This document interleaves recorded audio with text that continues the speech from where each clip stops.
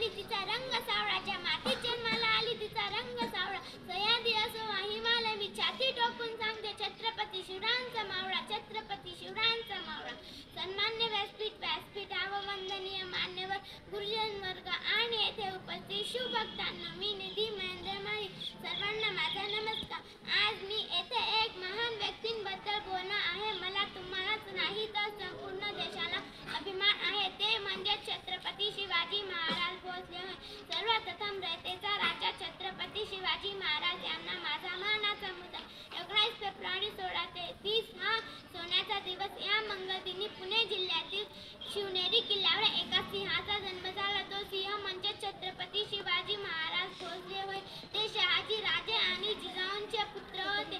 छत्रपती शिवाजी महाराज यांचे वडिलांचे नाव शहाजी राजे भोसले व आईचे नाव जिजाबाई शहाजी राजे भोसले असे होते।